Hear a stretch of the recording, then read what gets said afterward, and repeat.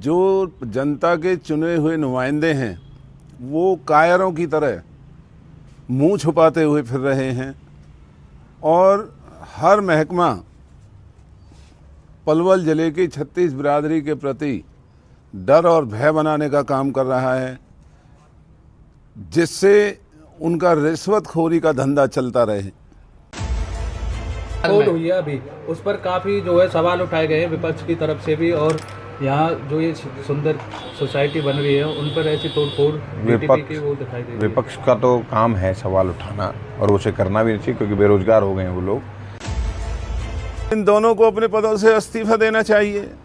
जो मंत्री के पद पर ये बैठे हुए हैं, सारा इलाका जानता है ये कैसे चुनावों में इन्होंने जीत हासिल की है, और एक मामूली से अधिकारी इनकी अगर बात नहीं सुनते हैं तो ये लोगों के नुमाइंदे नहीं हैं।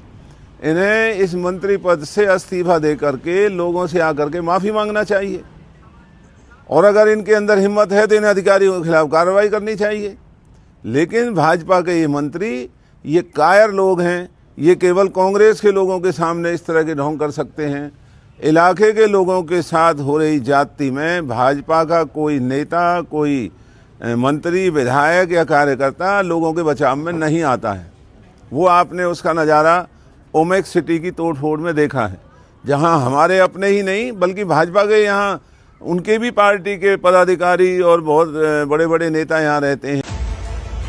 उनको इस बात का कॉमन सेंस होना चाहिए कि माननीय न्यायालय, उच्च न्यायालय के आदेश हाई कोर्ट के वो सिर्फ पलवल के नहीं, पूरे हरियाणा के लिए थे। कांग्रेस वाले बोल रहे हैं। और सुनिए मेरी, कांग्रेस का तो काम ही यही है, घर बैठा दिए लोगों ने, बेरोजगार कर दिए।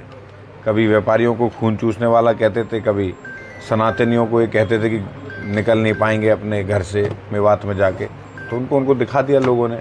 पर बात यह है कि माननीय न्यायालय का आदेश था, उसको वो लोग समझदार है, इस बात को जानते हो माननीय न्यायालय का आदेश है। अगर ग्रीन बेल्ट के नाजायज कब्जे ही हटाने हैं तो जो खुद सरकार के बड़े अधिकारियों ने ग्रीन बेल्ट में अपने कार्यालय बना रखे हैं, जैसे पलवल के डिप्टी कमिश्नर ने जो कैंप ऑफिस बना रखा है वो ग्रीन बेल्ट के अंदर बना हुआ है। इस इलाके के विधायक और मंत्री के घर के आगे दुनिया भर का नाजायज कब्जा करके वहाँ पुलिस और प्रशासन रह करके उस इलाके में गंदगी फैलाने का काम कर रहे हैं। लोगों के लिए वहाँ एक बहुत बड़ी समस्या बनी हुई है। लेकिन आरोप तो लगाना उनका स्वाभाविक है, कोई काम है नहीं ना उन पे, आरोप ही लगाएंगे वो। उन्होंने ये कहा कि खुद गौरव गौतम ने अपनी कोठी के बाद कब्जे कर रखे हैं। मेरे घर के बाहर कब्जे, वहाँ सुरक्षा कर्मी, मेरे घर का आदमी कोई रहता नहीं है, सुरक्षा कर्मी और लोगों के लिए है वो, मेरे लिए व्यक्तिगत नहीं है।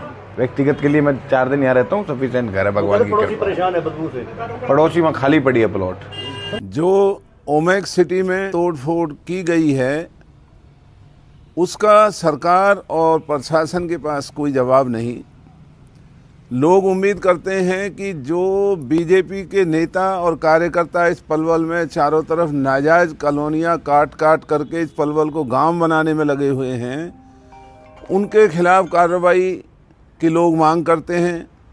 वहाँ जिला प्रशासन मूक दर्शक बना रहता है और रिश्वत लेकर के नाजायज कॉलोनियों को पलवल में चारों तरफ बनाने का काम चल रहा है, और भाजपा के बेशरम नेता मुंह छुपाते हुए अपने घरों में बैठे हुए हैं।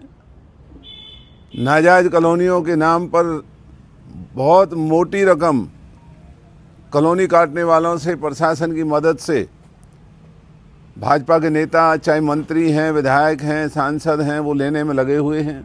मैं 1 साल हुआ है मुझे, 1.25 साल हुआ है मुझे बने, तो मैं तो ये निवेदन आपसे भी करता हूँ कि पलवल में हॉस्पिटल कैसा बन रहा है, 850 करोड़ की लागत से पलवल की सीवर लाइन कैसी बन रही है, 25 करोड़ की लागत से पलवल का स्टेडियम सुधर रहा है, 100 करोड़ की लागत से 1.25 साल के अंदर सड़कें बन गई हैं।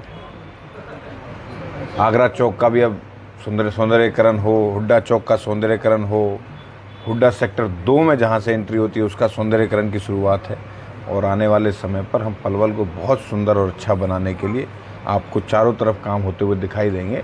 अभी 1.25 साल 1.5 साल हुआ, धीरे धीरे जब टेंडर लगता है, टेंडर आदमी लेता है, और काम शुरू होता है। चारों तरफ आपको पलवल के अंदर काम दिखाई दे रहे होंगे और कहीं ना कहीं काम चलता हुआ दिखाई दे रहा होगा, कहीं काम रुका नहीं है।